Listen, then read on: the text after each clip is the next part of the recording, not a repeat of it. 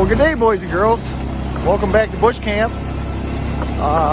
Coming up through here, we've got a lot of washing in the road, and this summer we hope to take care of all that, redo the road, make it so it doesn't wash out as well. But in the meantime, I took the four-wheeler and I went up and down the ditch to try to clean it out and get the water going where it's supposed to go. We had some snow here over the weekend. Matter of fact, when my wife and I were leaving Sunday morning, the rain was just starting to turn to snow, and so the cabin was still warm when it started snowing. When you get up to the cabin, you can see that we have part of the ceiling insulated and the other part isn't finished yet. So if you look at the snow on top of the roof, you can see where the insulated part is and where it's not. And I'll spin around here and you can see the roof.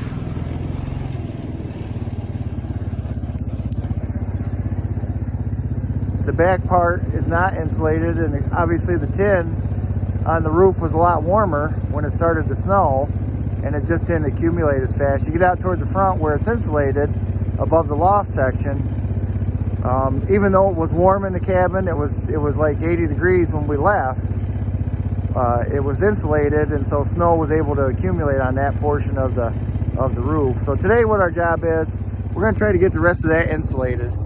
So stick with me and I'll show you how we do it. All right, guys. So today what I'm doing is I'm working on the insulation of the roof. And all I'm doing is putting this 1-inch foam board up to cover like I did over there. So I've got 3 sections left on each side. And one of the things I'm gonna do before I put the board up is I'm gonna go through and I'm gonna fill all these divots for the tin roof with caulk. I don't know that that's a spot where mice have come up in, but it makes sense to me that they could. So what I'm gonna do before I do this, before I put that insulation up there, is I'm gonna fill those with caulk, and hopefully that'll keep them out. And I know people are gonna say, you know, you shouldn't do that because your roof needs ventilation. We're not here that much. This cabin is cold most of the time, hot in the summertime. So I just want to get some insulation up there. I'm going to put it right up against that board. I'm going to fill those grooves where the tin is with the caulk, and we're going to go from there and hopefully, you know, keep the animals out, keep the rodents out, and just see what it does. Thanks for watching, guys. All right, guys. Well, my brother stopped up today, and I'm glad that he did because he gave me a hand. We ended up finishing the insulation in the ceiling.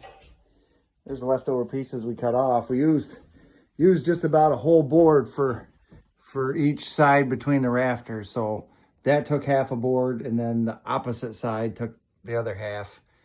But here it is, all done up. Like I said, I couldn't have done it without him because it's not where the loft is.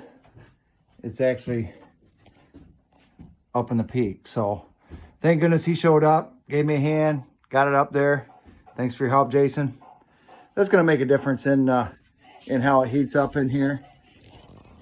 Today, I just had the little buddy heater going, and I realized this is right above it, but it's about 50 degrees right here above it. And I'd have to say it's gotta be at least 45 on this side of the cabin. So works out pretty good. It's not a real cold day outside today. I don't know, it's gotta be in the mid to upper 30s, I'd have to guess. I didn't start a fire or anything. But anyway, just glad to have this much done. This wraps up the ceiling insulation. Now I just want to put some kind of a covering over it. Stay tuned.